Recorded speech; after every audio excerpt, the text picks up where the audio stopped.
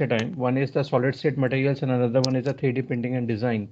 So mostly I am concentrating my idea on how exactly whether what type of materials you are using out in the 3D printings and the design aspects. So just to beef out how what exactly the outline of the presentation is, I kept it very specific. So it's more on the in terms of the discussion that is coming out from the lecture, not in terms of how exactly you are taking forward the things, rather going to the PPTs and just going to the things. It's more in kind of a discussion type of things. So I have a 3D printing. It has already been covered up, and like some of the leading, I just seen the presentation schedule. I find it out that most of the application industries have been discussed in the 3D printing. But the materials and what are the type of the materials that has been used out in the leading industries, I'm just concentrating on them. Then lastly, at the application of 3D printings, it is on my view of how exactly the 3D printings is exactly working out with this. So I'm just hiding up my teamwork because just due to saving out the internet bandwidth at my end. So moving forward with the lecture. Like the very first thing is what has already been done out is like 3D printing is to create a physical object from the geometric representation by a successive addition of the materials. So for me, the point of concern is the materials, not I'm looking at how exactly the 3D printing is working out. I'm more looking at the materials that has been used out in the various aspects, whether I can mix the materials or whether I can design a smart material which can work out well in any of the 3D printing structures. Now, mostly I've set out it's a layer by layer fabrication technologies of 3D structures. And while moving out with the layer, if we can play with the layer, there is a thing. If we can play with the layer for at that particular point, you are finding out that most of the things have been covered up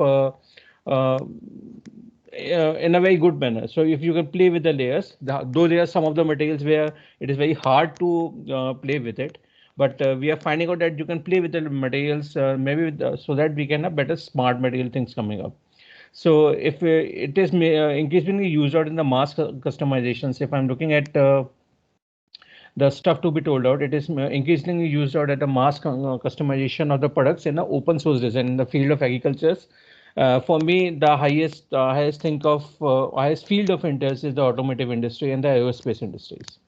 Healthcare, though we have the products, but again, for me, working out with this particular field, mostly I'm concentrating on the automotive and the aerospace industries, in which I've mainly find it out that the 3D printing for has been shown interest by the leading automotive and the aerospace giants, other you can say this thing. So this is one of the how exactly I've seen the things in my aspects. It was one of my colleagues who have just come out with the picture. Because Macro is one of the leading organization who is working out with this. So it's you can have a 3D image, 3D data in a form of a 3D software, which has been working out. Like if I just play out this image, yep. So just play out this image. It's a modeling of a 3D software which can be done out. I can scan an object with a 3D scanner. So I'm generally scanning an object. I'm modeling an object, or I can download an already made file. I've already shown the various references where you can have these particular studies of how exactly they make the file readily available for a software to be worked upon. So that references have already been mentioned and has been shared with the team, so that later on these things can be used out in this particular aspects. Now, this has been seen, and obviously I'm working out with this particular industry, so it has been seen. So a model actually comes up into picture, then we slice the models, then we print using an FDM architecture. So this is a 3D cross-section sliding architecture that has been shown out. So a brief overview of how exactly the things has been done out. It's a model, it's a slicing, and it's a printing of the data, and it's working out fine when you're moving forward with the whole architectures. Now, the point of discussions where I just start up with my way of working. I'm looking at the various type of 3D printings first, and then I'm looking at where the materials actually coming up into the pictures. So once we have a 3D model which is get sliced and the data is sent to a 3D printer, which recreates an object one layer at a time. So the depth is always being a point of interest for us.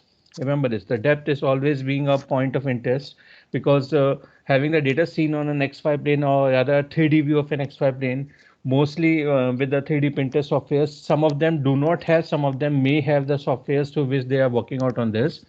But the Z plane is of interest, and a very minute change with a Z plane. A very minute change in the Z plane, you are finding out that the consumers who are greatly interested in the final product can request to have a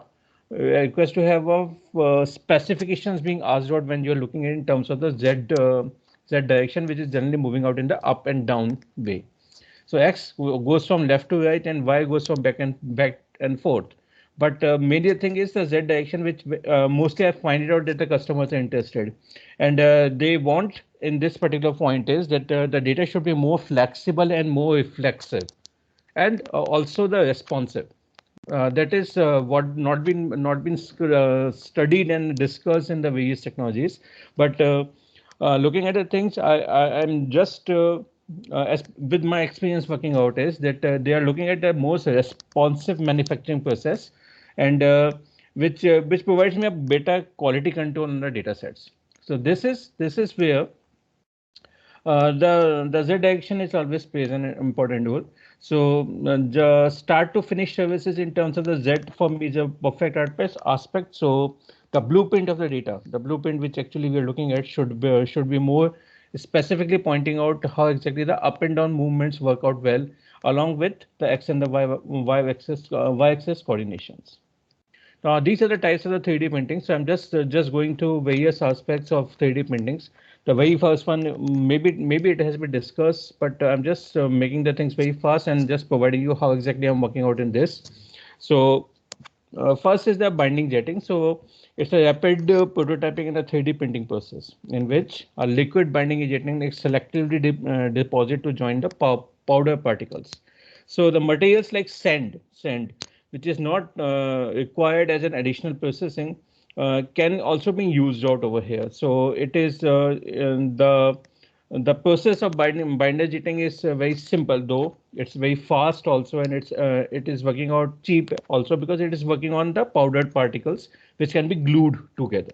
You can say this thing, uh, and the second thing is that if you are looking at the application aspects of this, the binding jetting aspects of other applications of the binding aspects, you are um, you can look at the casting patterns. I am specifying the things over here. You can look at the casting patterns in which you can have the things working out for you. So it is the casting patterns where I'm mostly finding out that the binding jetting has been used out, and uh, you can think of a large volume product mainly using out send mainly using out send based architecture for developing that particular project. So our simplest way of representing the process was a powder is get deposit, inkjet applies the binders, each layer is printed very fastly and the powders is recoated, and the processes keep on repeating, and finally the 3D printing is get completed. So mostly in the casting patterns, I find it out that the binding jetting is making a huge success. So that is what the aspects that we are actually looking at. Moving forward, another one is what we find out as the material jetting. So according to the ASTM standards that we are looking at. So it's a 3D printing process, and you can consider this to be a drop by drop of building a material from a selective deposit. So that has been set out. But in material jetting, what exactly is the printed dispensed droplets of a photosensitive materials. So the point of interest is a photosensitive material that we are thinking of. Number one. Number two is that it's built a layer by layer architectures, mainly focusing on the ultraviolet light. So obviously the UV cutting lamps and the ultraviolet light architectures have been shown over here. And sometimes when you're looking at the 3D printings or the material jetting architectures, it creates a very smooth surface finish and a high dimension accuracy. It's mostly the advantage of using out a material jetting is it creates a very smooth surface finish. So one of the aspect is Another one is, if you look at is this, it's a high dimension. Writing it in short just in order to save the time. Accuracy. So preferred in these type of designing where generally you are using out these particular products in the skating architectures, or maybe in the what we call as the professional cycling competitions, where I'm finding out these type of products have been used out. So maybe a 3D printing can provide a better view of this.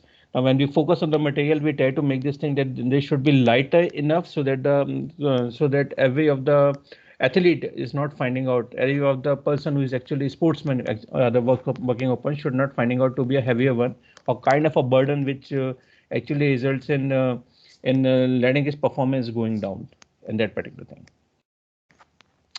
Now, the direct energy depositions. So if you look at the direct energy depositions,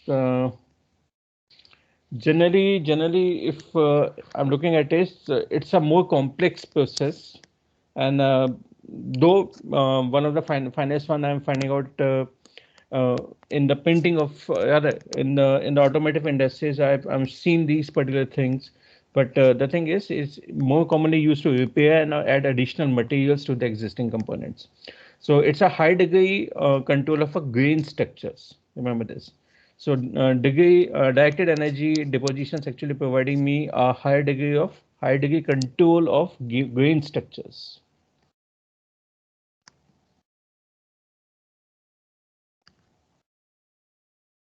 If you look at this, which results in, rather, if you look at it results in a good quality of the product which actually coming out of this.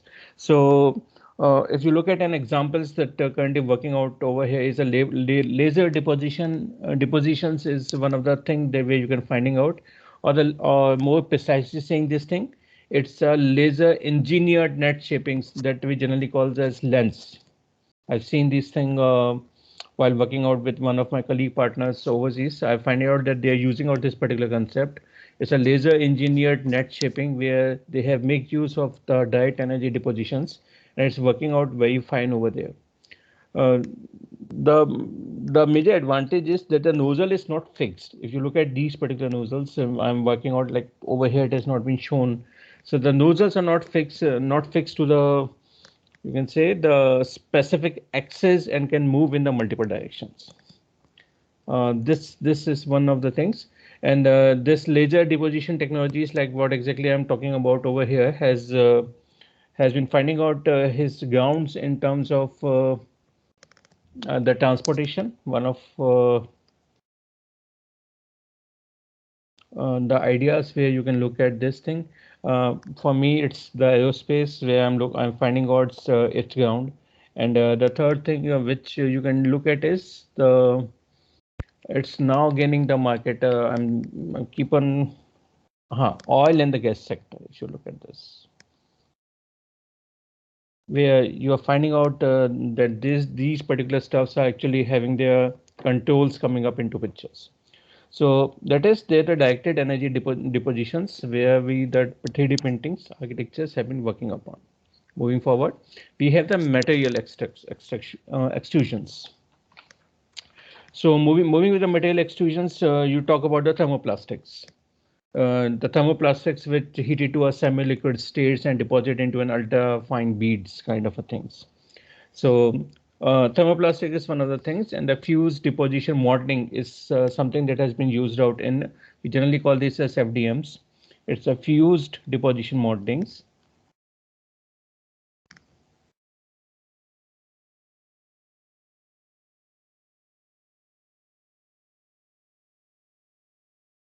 Which has been used out in the FDM architecture, and it was one of the first of its kind. Like if I look at the Evonik Industries, I have seen this with Evonik Industries, constantly watching their websites and working out how exactly they are working out on the FDM based technologies. I'm finding out that FDM was one of the first material for one of the first, you can say, the example of material extrusion systems, and the operations of the FDMs has already set out it's a thermoplastic heated to a semi-liquid state and deposit into an ultra-fine beads, which results in a extrusion path. And the buffering is also being needed, I suppose. Yes, the buffering is also being there, so that the 3D printing deposits have the materials being work out over here. So I suppose the buffering was also being there. I've seen the buffering aspects while working out the second phase of the FDM operations in the material extrusions. Now it has been this process has been widely used. I'm saying this thing, and it is used for the multicolor printings of plastics, foods. Maybe you can work out with the living cells architecture also, and the cost is also very low. So this is it's on the lower cost. Second, the major factor that goes out with this is the multicolor printing.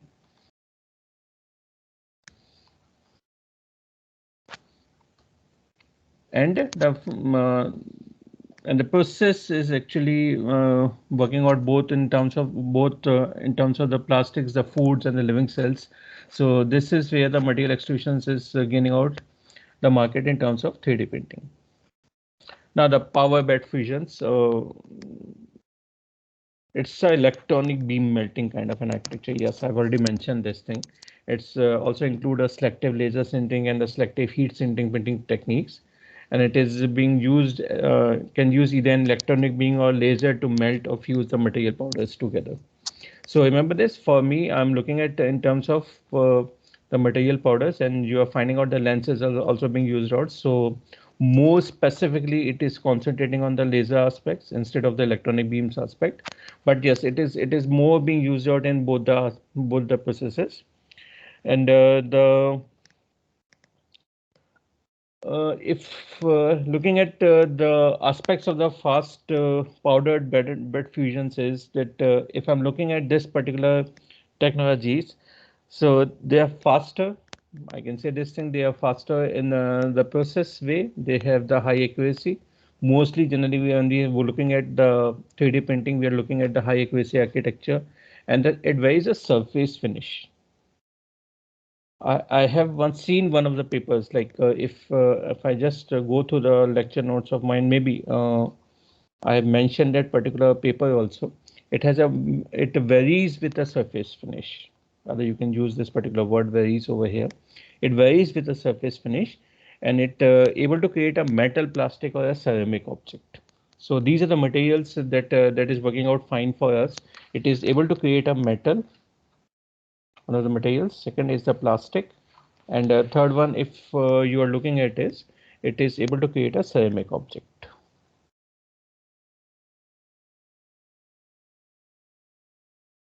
So this is going out with a powder bed fusion cell. Um, Looking in terms of the materials, maybe you have the polymer powders also working out over here, but I have not seen much of this.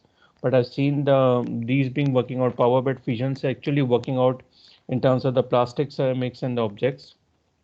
So prefer to have this thing, since I'm not going into the detailed discussion of how exactly this process works out for you. Maybe one of our previous speakers have already shown the light on this. So I've given the examples. Maybe if when I move towards the material aspect, I'm looking at this particular thing also might be supporting actually. I'm not saying this supporting, it is might be supporting the composite and the hybrid materials also. Going forward. Okay, sheet lamination. So already said, it's a sheet of materials that are bound together to produce a part of an object, widely used for the laminated object and the ultrasound manufacturings. We generally call this as ultrasound. I have not used the word specific over here. It should be additive manufacturing. You can call this as UAMs. So the advantage of these particular processes are that it provides a sheet laminations that can do a full color printing.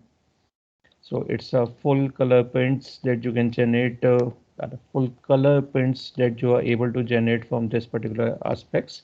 And secondly, it is relatively inexpensive, easy to, you can say this thing, material handling. It is very easier for this, and the materials that actually we are actually taking out from this can be recycled. So that recycling process, maybe with the sheet laminations, yes, with the sheet laminations, the recycling process will helps out in getting the better aspects. The bigger advantage in terms of using out the sheet lamination is the laminated object manufacturing that we call as LOM. We generally use this thing. That is one of the words we use. We call this as laminated object LOMs.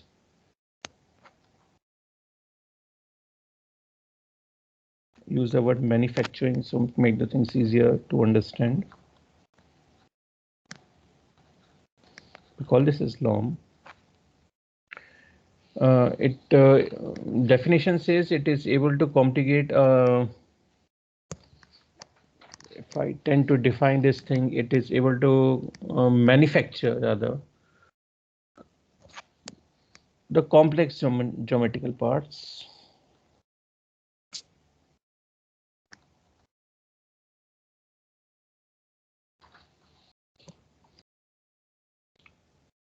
And if you look at UAM, this is one of the finest thing that goes up with the LOM. And if you look at the UAM based architecture, it is one of an innovative process technologies. If you look at, and it used to use sound to merge the layers of metal drawn from a featureless foil stock. That is the keyword that you need to work upon is the featureless foil stock. That is a word. So it is making use of the sound to merge with the layers of the metal drawn from a featureless foil stock, where you are finding out the UAM is being used out heavily, and it is more supportive for such kind of ideas when you are working out in that particular domain.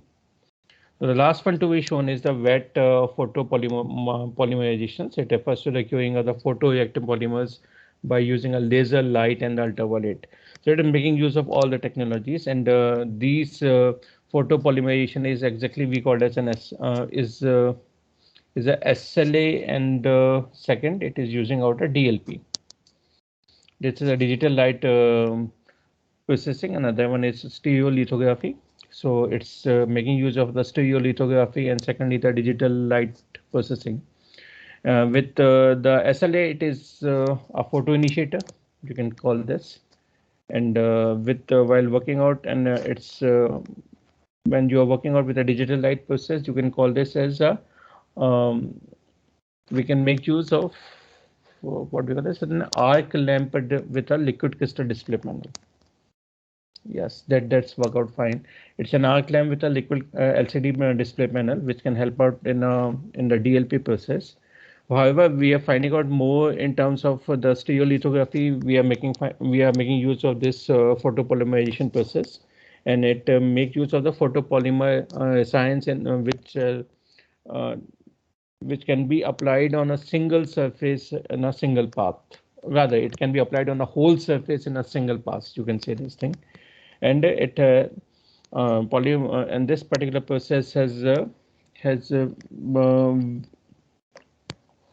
mostly are liquid. This is what we can say. Mostly are liquid, and they are very hardened exposed to ultraviolet lights. So this is where this is the idea where the wet photopolymerization process has an advantage, and it mainly used for a premium product which provides you a good details and a high quality of surfaces. You can look at this in that particular manner. So these were some of the types of the 3D printings that I was talking about. Then I'm moving towards the concept of the materials, which is mainly the topic which need to be discussed during for the next 1 hour 15 minutes. I pause over here for any questions to be asked, else I can continue with the talk. Just for 1 minute, any questions to be answered, else I can continue with the talk.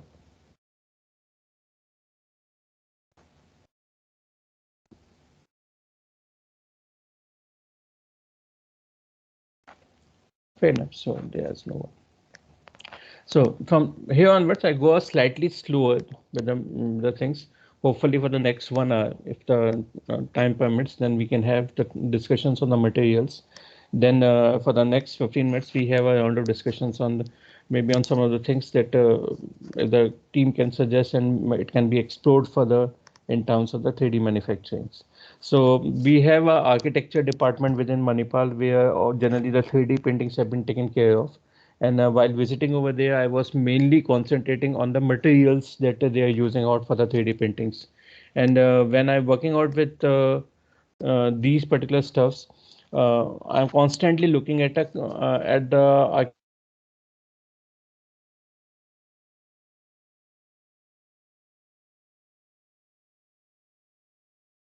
the team which able to provide me a high quality products and the materials that they are using out and the things that they are focusing on while they're developing the methods.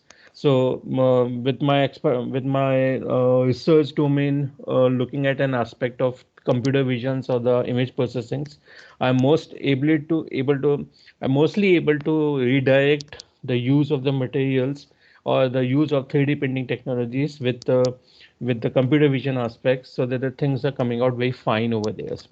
And the good thing is that while we are working out on these various products, we are finding out our 3D designs has also been well accepted by the suppliers, the purchasers, and the end users of materials because I'm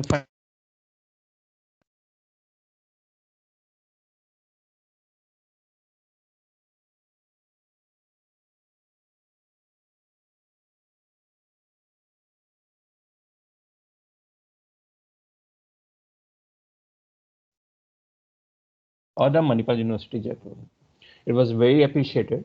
Now, during the next 15 minutes, we are mainly focusing on the following types like the ceramics, the materials, the polymers. Maybe I'll just give you a brief idea on how exactly the hybrid, composite, and the functional graded materials have been used out. Materials have been used out in the 3D printing aspects. The very first one is the metal. So the pictures have been taken. The pictures are something that I'm finding out specifically working out for me in terms of the designs. So it's more. I've googled this particular picture, so no picture courtesy coming up in this particular aspect. So the material of it provides a great physical qualities. Very first thing, and for me, the point of interest was the aerospace parts. So in the healthcare also, they have their footfalls, but for me, it was the aerospace parts. And mostly I'm looking at a very lightweight aerospace parts, which have been working out with the metals. So the examples you can find out is the examples of these materials are something that an alloys that have been designed from the aluminums. I have seen some of the papers who are working out with cobalt. They are working out with nickel. They are working out with stainless steels and the titaniums. So, but for it's for me, it's like cobalt and nickel. I have mostly used for the alloy bit, and because they provide me a specific word which I called as there is a specific word which I called as an elongation. You can say this. And heated and another word which I always look at is the heat treated conditions.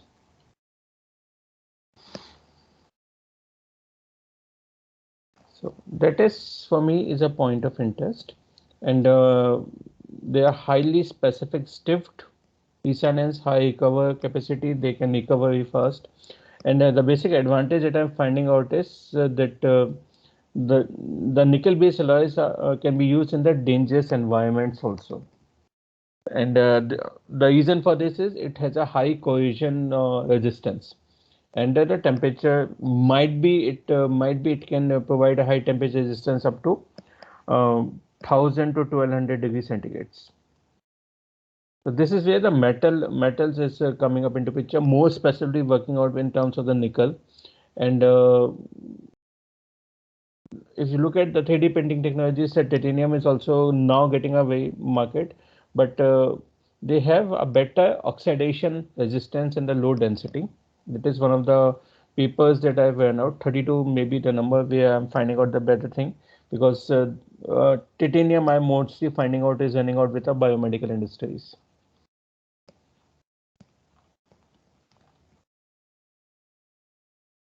So if I just look at this, the titanium is with the biomedical industries, and when you look at, I was looking at the aerospace part, working on this. So I've gone through one of the paper, maybe 31 or 30 was 31st paper was something that relates to the aerospace, and 32 was something that relates to the biomedicals. But uh,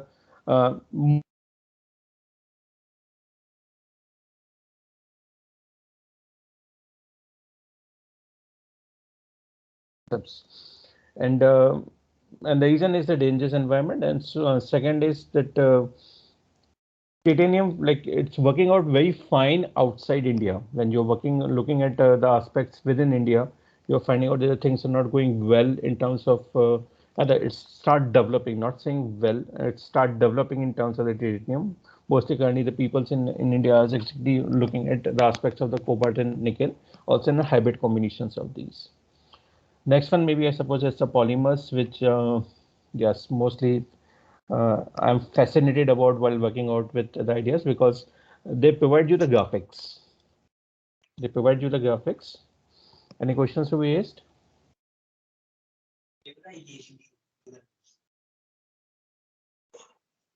Okay, so there were some questions. So they just provide you the graphics, and it has been frequently utilized in the manufacturing of the polymer components, ranging from prototypes to the function systems with the complex. I request the participants to kindly mute the mics, please.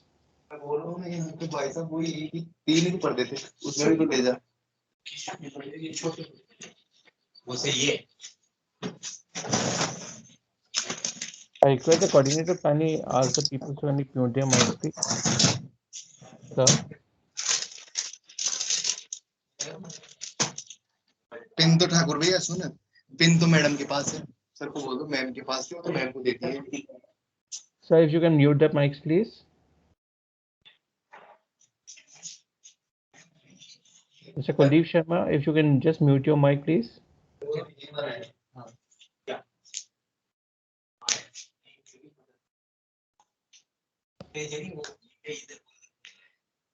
Just hold on.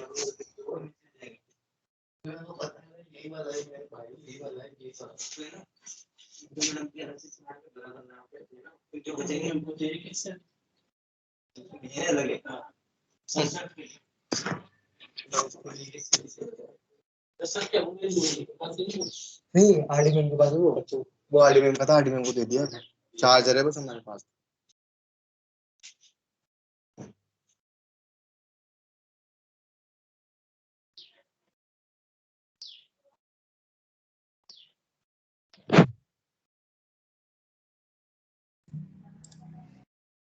Okay, sir. Thank you, sir. Thank you, Alok, sir. Okay. Okay, moving forward with my aspects, what I exactly was working upon was the polymers, and the polymers is mostly I'm fascinated about while working out, because it provide me to play with the internal aspects of a computer vision model, which I am talking about, and second is that it keep on representing my idea, just minimizing the things, and it's keep on representing my aspects in the way I want the things to be shown to a designer. Remember this thing. I was working with the GAN technologies being used out with the polymers for designing a 3D objects for me. But somehow it's successful, but it's not providing me a perfect aspect of a GAN models, because GAN has a limited number of like if I'm working out with the GAN technologies, one of the deep learning or the machine learning approaches that we are using out. And while working with the GAN, we have a limited pictures available with us, or what we call as a limited data set available with us. So what we look at is we look at from the limited pictures, we tend to generate the new data. When I tend to generate a new data, I look at some of the aspects. If the model is physical in nature, then the polymers will help me out in generating this. And the reason for saying this particular thing is that the prototypes, the production of the polymer components prototypes from a complex geometry is possible with the polynomials. This is what we have called as, and this is the fuse deposition modeling, which we have discussed while was discussing focusing on the polymers aspects, and I'm focusing on the printing aspects. It provides me the deposition of the successful layers. Mostly used at out is the it is polyacetic acids. From my side, it's being a middle. Second is the acrylonitrile butadiene, and the third one is polypropylene and the polyethylene that is being used out. So it's short. In the short, we call this as PLA, ABS, PP, and PE, which we are using out. Now, the advantage is lately what we have seen this thing that the thermoplastics that have been used out while working out with the polymers have a high melting point temperatures. They are some of the things that we call as peak and PAMA.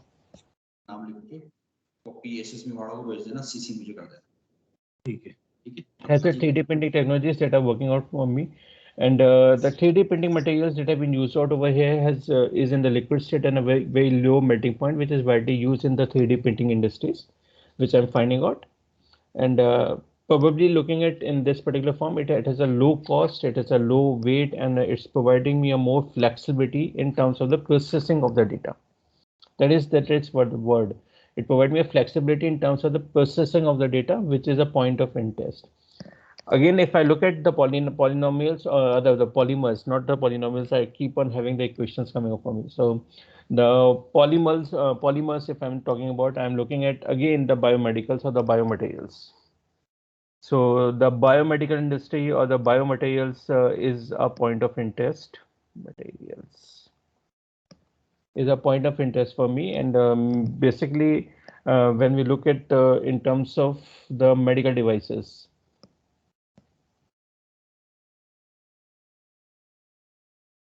I'm finding out that it is contributing a lot to the functioning of the devices in terms of when they're designed with the polynomials. Other the polymers, not the polynomials. I keep on saying this particular word. And in the recent past, I've seen this thing in the orthopedic implants. It's one of the finest paper that I've gone through when I was working on the polymers and looking at the various because one of our client is working out on the prosthetic hands that we are providing out to one of the leading hospitals in Jaipur, and it is one of the incubated project of Manipal where we are working on the prosthetic hand which can help out the patients over there. So I was keep on reading about the polymers being used out in these particular aspects. So it's one of the finest papers. Maybe I've mentioned this thing. It was shown with the orthopedic implants where they have made use of the polymers working out. The next one, I suppose, is ceramics. Yes, the ceramics, mostly in terms of the arcs. It's strong, it's durable, and it's fire resistant. So that is the very first thing, and it works out well. Like if I'm looking at in this particular form, it's strong, durable, and fire resistance that have already been said out. But the thing is that it's the products that we actually developing out from the ceramics, we are finding out that they have a good mechanical properties. So mostly if you are working out with this thing, again, SLA is where you can have this thing working out very well. I've seen this thing in the ceramic manufacturing industry is also coming up into picture where they're producing some very bulk ceramics with the high densities and what the word says out is it's a microstructures which are homogeneous in nature. You can say this thing. It's a microstructure. Rather, you can say this thing. Not a nanostructure. It's a microstructure. I've not seen a nanostructure that is shown out with a ceramics. It's a microstructure with a very homogeneous aspect, and it has a high compression strength and bending. In other words, that is a point I look at. It's a high compression strength And currently what my working is that I'm moving from microstructure to a nanostructure. I'm looking at the various aspects of this. So I'm moving towards it's a microstructure to a nanostructure.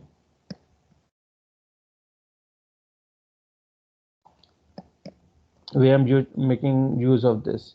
So the examples of these materials are alumina. I've seen this bioactive glass also being seen at my end, and zirconia is also being seen out. But this I've seen in one of the papers where they've shown the idea in the nuclear power sector. I've seen this thing with the bioactive glasses.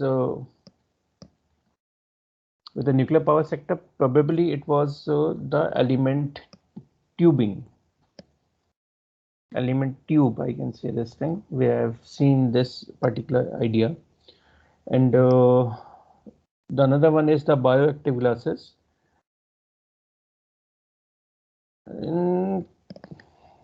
Maybe with the bioactive glasses, you can look for a clinical structure. That is mostly the bioactive glasses are working out well with the bones. And with alumina, alumina is it's a powder instance. So obviously I'm finding this thing mostly involved in the aerospace industry, though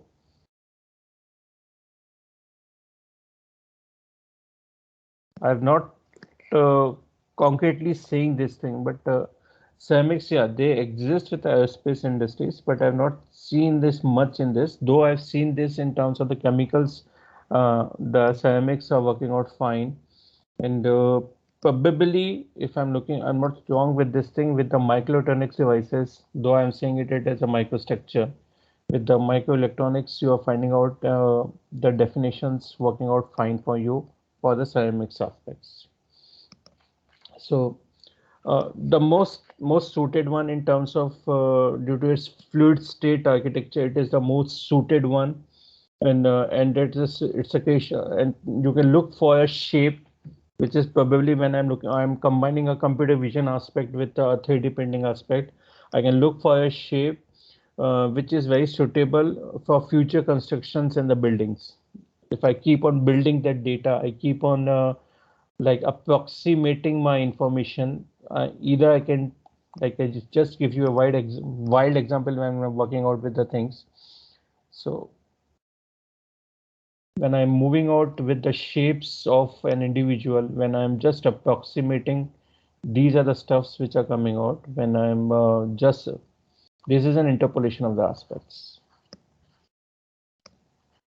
which I'm focusing on. When I approximate, I'm not passing out to the information. It's more where I can play, I have better aspects coming up with the ceramics. So I can extend it in this particular directions. Maybe I can have the eigenvalues and the eigenvectors are more mathematical phenomena of the machines and the deep learnings come into picture, where I can make use of that particular idea, fits up with the ceramics, and due to its fluid state architecture, I can able to generate a more concrete idea that I'm looking at. So this is that's why I keep on discussing these aspects, and probably one of the finest one that I've seen out, and it's a complex shapes also coming up. If you can see this thing, the picture that has been shown by Tomai Gatti. So you're finding out that they've shown the complex things, and mostly when I look at the dentist who are actually looking at the various aspects, and with the aerospace, if I tend to bend my various parts of an aerospace design, then there I'm finding out that ceramics plays a very important role. So moving forward, the next one is, I suppose, the 3D composite material. So a new thing that I recently started working upon. So I'm not very versed with where exactly, because one of my partners was working out with an aerospace industry and it's keep on looking at a 3D composite material. So it's my first introduction to the carbon fibers, which are reinforced polymer composites. and with the glass fiber reinforced polymer composites, where I've started working out with these composite materials. Just discussing this for next 10 minutes because this is the very first time that I was introduced to this, and then I'm discussing the next aspect, which is a smart material kind of a thing. So the composite materials for me is like it's a low weight, that is has been said over here. It's an exceptionally versatile and has stable properties. Uh, I can modify my design to a level that the composite structures can provide me a good cohesion resistance, and very best thing that I'm finding out with this, the precise fatigue performance. This was one of a challenge that has been thrown to the various industries, that you can make use of the 3D composite materials, which help me out, which helps an individual working out with these particular aspects. But what I'm finding out is that yes, this is one of the finest combinations where you can work upon. Maybe not fiber. If you start working out with the carbon fibers first, then it's better. When I've gone through the glass fibers and the carbon fibers, I was looking at an hybrid structure of this. And when though I proposed this idea to one of my architects or one of my team, but they were still have their ideas to resist on the aspects of using out this for a hybrid combinations. Because they have a high thermal conductivity. That was the very first thing, and a relatively low coefficient of the thermal expansions. So thermal wise, it's a very good composition to start up with. But again, I'm not much on this, but maybe with the next few months, I can have an idea which can be working out for this. Now the smart materials which everyone now is looking out in terms of the futuristic aspects of the 3D printing objects. Though this is my last slides actually coming out on a smart material.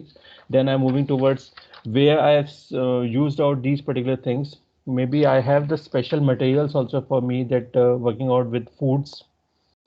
I've seen the 3D materials which is working out with the food based on the desired shape and the geometries. But still, that is very something new which hasn't worked out. So not to work out with these particular things. Then also seen this thing with the textiles.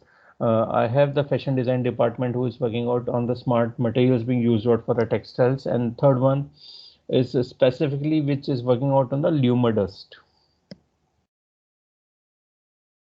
It is very capable of producing a multi-layered part.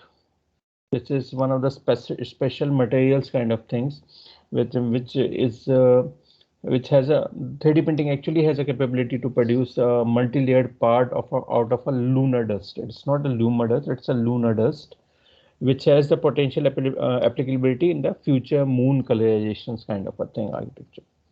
Textile, it's known to everyone. Like some of my preceding lectures have already shown the idea of the fashions. In fact, the last one, if I was hearing at the end, I was finding out that the textile can one of the various finest thing to be worked upon. It provides you a very reduced cost related packaging aspects and a reduced supply chain cost also that is coming out with this thing. So the smart materials that if you look at, so they are ability to regulate geometry and shape of an item. That is the very first thing, and it's have an impact on the external conditions, which can include both. It's not being the water that I've said out. It can be heat and water. It's not a warmth. I can say this thing. It's heat, water specifically. And it's a self-evolving structure, and the soft robotic systems are examples of the 3D printing objects. So maybe I'm not sure with the soft robotic systems, but I've seen the self-evolving structures. I've not mentioned the paper over there. It was maybe I've listed out that paper which makes use of the nickel and the titanium combination for the biomedical implants. We have seen these things, smart materials that were coming into picture. That was the same paper that was talking about. Maybe if you work out with the previous slides, you're finding out that the things working shown out very well. So with the smart materials, I've seen this with a nickel and titanium, which provide me a transformation in terms of the temperature. Very first thing is it provide me a transformation in terms of the temperature, which I'm looking at. The very second thing it is the reproducibility of the microstructures. And second, and the third thing is like reproducibility of the microstructures. I use this word over here.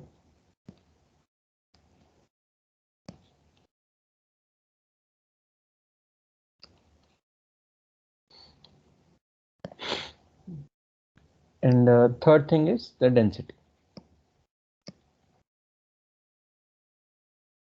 That is a combination where I've seen out the microstructures. I have also seen the shape memory polymers.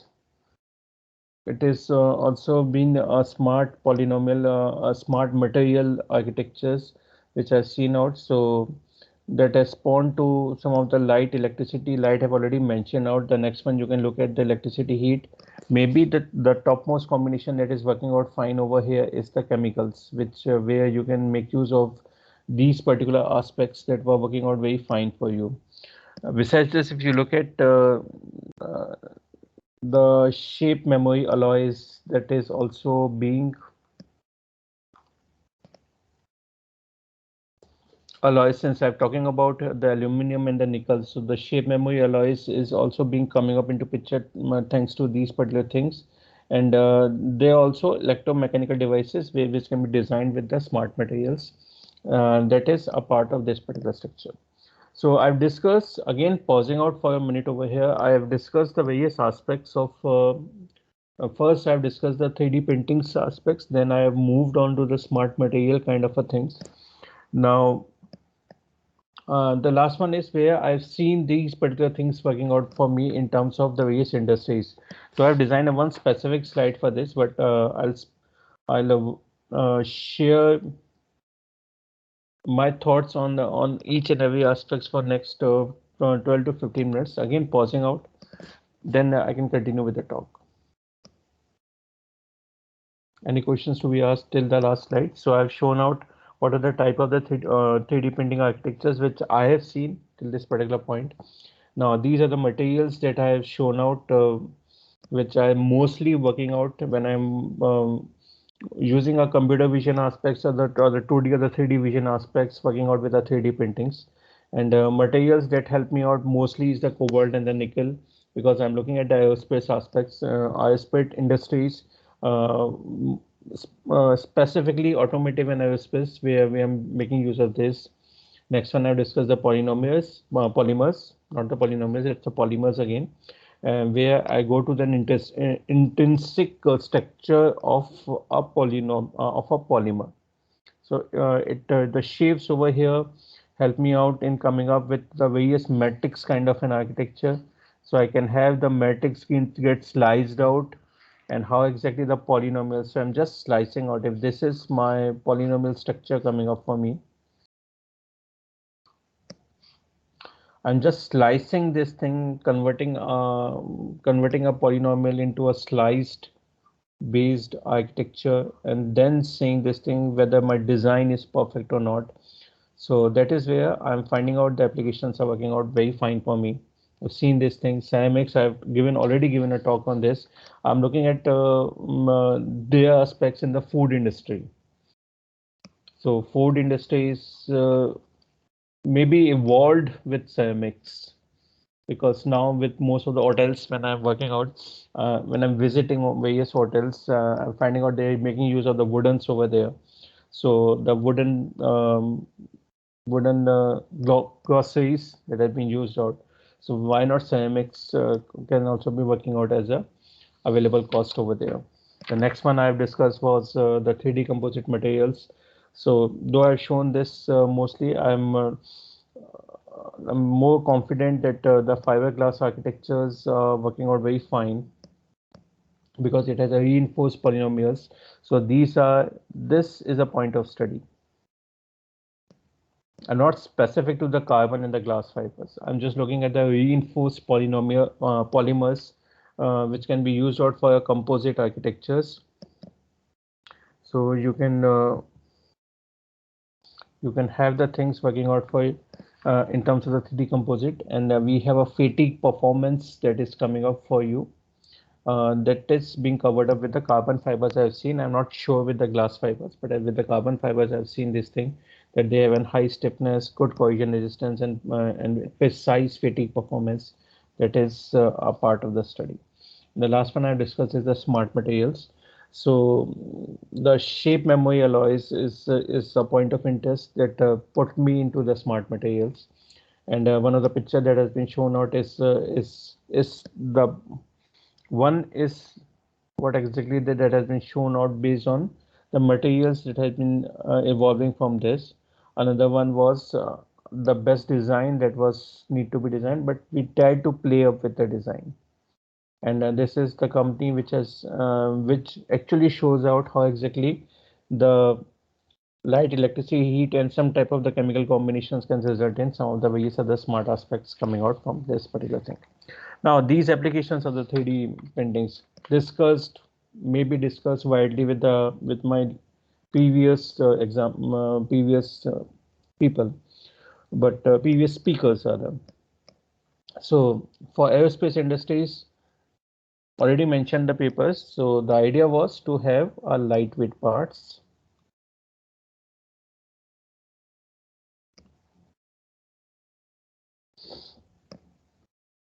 And something complex geometry which can be unfolded. I'm saying this particular word, complex geometries which can be unfolded. I can have a pack in a pack, a kind of this particular stuff, a pack in a pack, a button which requires a push at the end should be a part of the engine symmetry quite along. So a pack in a pack kind of a thing which I'm always looking at. Secondly, the major thing which working out with the industry is the fuel saving. The very first, second thing, and if to talk for me is the engine designs.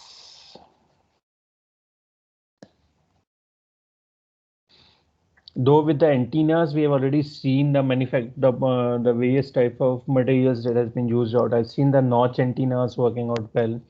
I've seen the ultra wideband antennas, which have also been shown out by some of the leading designers in the communication aspects.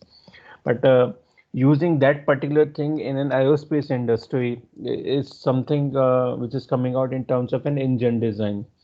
So you can play with an antennas. I'm frequently talking to them, and I'm saying this thing that you can play with an antenna, but when you play it with an engine design, that is where something good coming up for an aerospace industry.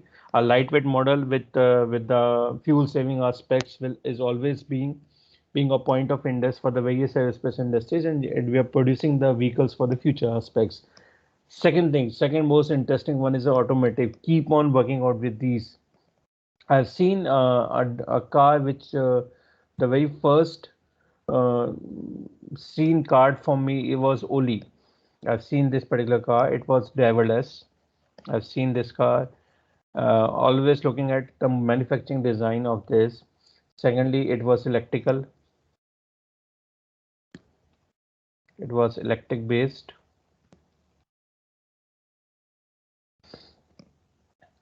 Third thing was it was recyclable. You read that paper. If you read that particular paper, you're finding out that I suppose it was 57. I've seen this thing mostly with the automotive industries. When I talking about, I was looking at the various 3D printing technologies being used out with the leading industries like Audis, BMWs. We have looking at the Suzuki's, how exactly they are working out with this thing. But this paper has this technology has shown me an interest in this thing, and it was an extremely smartable. It was extremely a smart technology aspects that has been used out with this particular bus. I'm saying this thing. Oli was a bus. There's a 3D printed bus. So it was one of the first thing that I've shown out in terms of an automotive industry. Then I started working out in the automotive industries, how exactly the change in the design, both change in the design of an engine, both for the aerospace and the automotive industries, can lead to a better utilization of the various other aspects of the aerospace and automotive vehicles. Also looking into into this thing that it can reduce the wastage and the consumption of the materials. That is where the 3D printing technology is helping me out. It results in reducing of the wastage and the composition of materials which have been used out in the automotive industries. So the very first aspects, that's why I've highlighted these things in the very first thing, that the aerospace and automotives, the papers are nearly being aligned to each other. And moving forward, I'm looking at the spare parts aspect also. I'm not looking in the designs of the new engine designs also, but also looking into the spare part aspects where I can make use of these particular technologies. Probably looking at different combinations besides nickel and titanium. So I'm not looking at any of the aspects besides this thing. So, or an hybrid combination of this, which can result in a spare part get developed. Remember the word. I'm looking into this thing that the spare part can be developed. So that was an idea that was proposing out from this 3D printing aspects. Now the food industry, it's something new for me, but I've read few papers where the toxicity of the various materials that were uh, playing a special role. But when I look at the better aspect of these being used out, I'm finding out it is really doing good for the athletes and mainly for the childrens, because with the customized foods demands actually coming up, the amount of unnecessary ingredients and enhancing the presence of the healthy ingredients is also a concept which is coming up, where the 3D printing technologies is providing an environment, is providing the designs for your food productions. That was the thing, because if we need to store the food items for a longer period of times, and the components that has been involved in these, in the designing of the complicated structures and the shapes that we are using out for the food industries. So with the 3D layers, I am finding out that they provide you a detailed and the inventive way of making these particular designs more acceptable for the various aspects, for going from a children and athlete to a patients in the medical hospitals. That was the next one where I've seen this thing, health and the medical industries. I'm finding out that they are getting out the pace over there. So no, I'm new to this, so I'm not able to comment much on this, but I'm looking at how exactly the 3D food printing able to generate the better aspects. So I'm finding out one specific paper which is of interest for me. So I was just mentioned that particular paper over here. Now, health and medical industries. Now, seen n number of things over there. I've seen this thing for the skin aspects also. I've seen this thing for the drugs and the pharmaceuticals. Uh, Specifically seen this particular aspect for the bones, bone replacements, and in the cancer research. We have one lab just being established where they're working on the prior information of the cancers being detected from the study of the cells. But I'm finding out that the 3D industry, 3D printing technologies is working out very well for the cancer research. That is the ultimate idea to discuss when you're moving towards the health and the medical industries. So some of the things that are coming out over here is, you can say that it provides me a high efficiency, accurate control of the dop size and the doses, high predictability. You can think of the complex drug release properties which can be coming up from this. I've seen the ideas like with the bones. I've seen the voids that has been shown out in the various locations. working out well with these particular things. That was I've seen, I've practically seen these things with this. Now, mostly when I look at the various movies and various serials where the 3D technology has been used, or probably I'm finding out that their usage isn't working out well for the cancer tissue models, and secondly, what we are looking at in terms of the organ failures, where I have seen this 3D printing technologies have been shown and shown with the leading series on the OTT platforms also. I've seen this particular thing, and also with I'm not sure with the neurosurgeons, but yes, with the tissue functionings and with the neurosurgeons, maybe you can finding out that the health and the medical industry is greatly supported by the 3D printings. The last one is the architecture, building, and the construction industry, widely known for uh, that particular thing, that it is more friendly towards the architectural aspects prior to saying this thing, that it has been introduced to the various other technologies, but it is mostly widely used for the 3D printing aspects in these particular forms. But seen this thing for the building and the creation on the construction component constructions have been seen with the 3D printings. But the building aspects and the construction industries has been using out I think the very first one who has started working out with the 3D printings. And then I've seen the ideas in the health and the medical industries. The papers that I've started working out on this, I find out the papers were initially in terms of the health and the medical industries along with the food industry, which was fascinating for me. So I've started out working out with these particular papers quite along. Then suddenly I moved towards aerospace and automotive industries, and I keep on making these articles. We have just gone with one of the patents on this automotive industries. Hopefully, it get published with the 3D printing aspects, and that is where I have seen the 3D printing is evolving both in terms of the materials. I'm looking at the polymers and the ceramics as one of the finest things working out for me.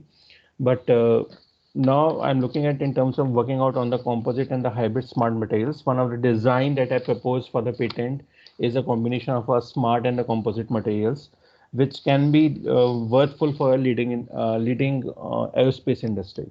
If it is get approved, it is a very well versed design which will be working out very well with the aerospace industry. So that was the idea that I was discussing for this particular lecture. So maybe because this was the last one, so I just do not want to keep it for quite a long. So these were some of the references. The very one of the finest paper, like suppose this one, yes. Dental alloys. I've seen this. I've seen this live also. I've seen this thing. I was reading out that particular paper also, so I'm finding out this. So that was the references that need to be shown, and I'm open for the questions, like for the discussions on the various aspects. You can ask, we can discuss the 3D printings also over here. How I make use of the various machine learning aspects going into 3D printing, that can also be discussed for the next 30 minutes, because I've already said it was 2 o'clock that was given to me. So I've already have 32 minutes left out with me. Just to brief you on where I've used out there is a concept that we use out as a dropout models. Dropout models we generally use out in, or we call this as dropouts in a deep learning model. So what we asked our designers to do out is, if it with the ceramics specifically, because it provide me a crackless design. I'm looking at a crackless design. So if I drop out something in terms of the model that has been 3D printed, whether it is working out very fine for me. So that was one of the things that I was looking at.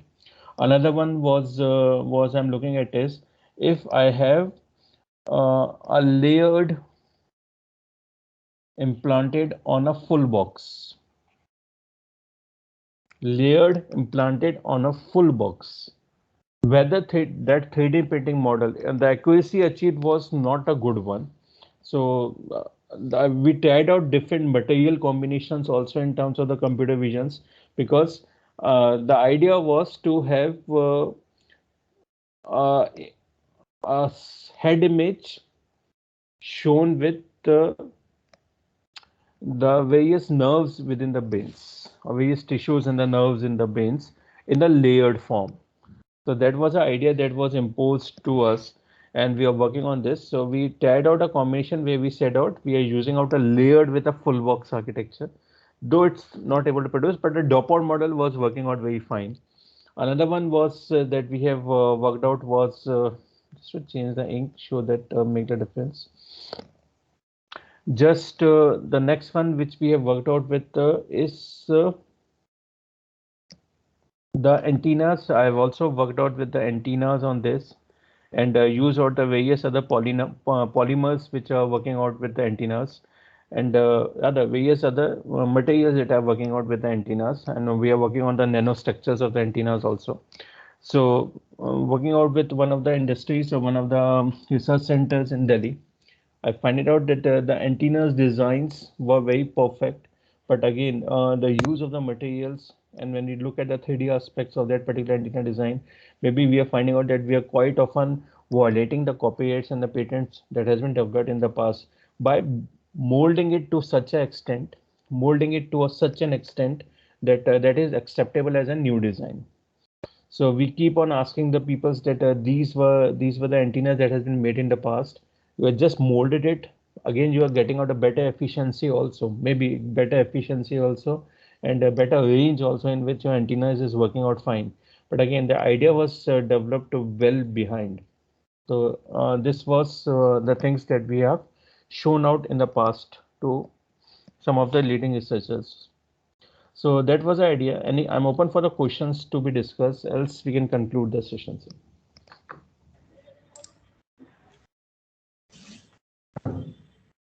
Any questions related to this session with Dr. Sumit Srivastava, sir?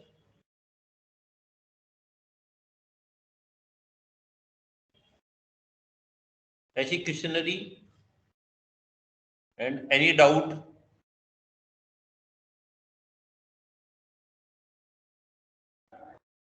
Was I kept it very precise, specifically with the materials actually we are working out currently.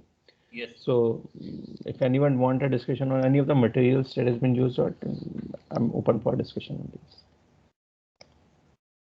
It's open discussion. Anyone, any participant? Sir? Yeah. Yes. Hello. Please, sir. Yes, sir. Sir, can you show some light? Sir पहले आप camera on कर दिए sir एक बार camera. I'm sorry, sir. Hello. Yes, sir. Hello. Yes, sir. Sir, my question is regarding this metals, sir. Any materials using metals? Can you focus on that something? So metals I've already discussed, but I'm mostly focusing on the nickel. Nickel is the best alloy that I'm finding out, because while working out with the aerospace parts as well as with the automotive parts, I was looking at thinning, making it a more lightweight. But I'm finding out that the nickel is the best alloy I can play up with. I was working out with the various aspects of titanium also. But at the last nickel, titanium, you can say cobalt also plays a special issue in this, but not beyond this, because for us is the heat temperature that can be resist by a particular metal.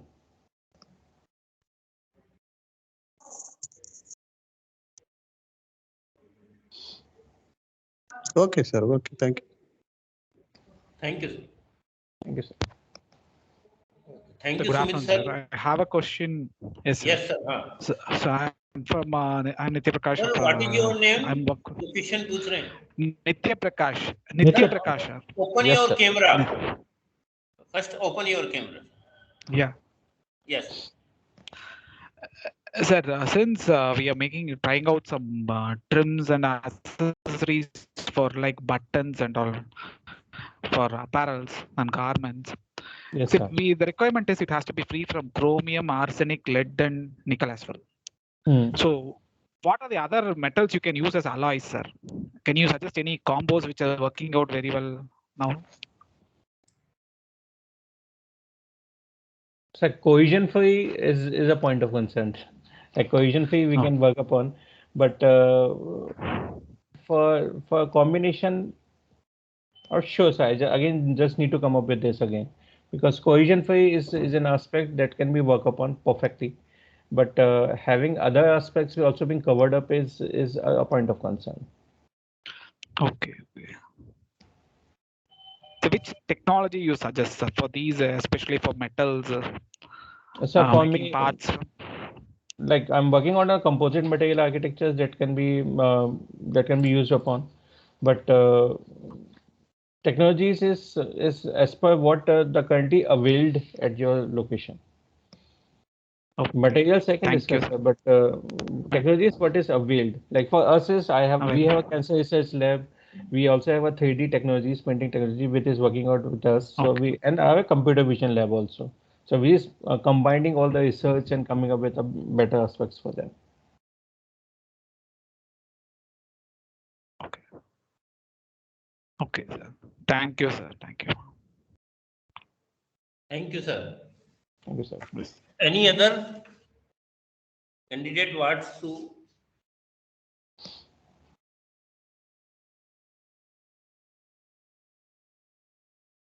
Thank you, Sumit sir, for a knowledgeable session. Thank you, Alok sir. Thank you, sir.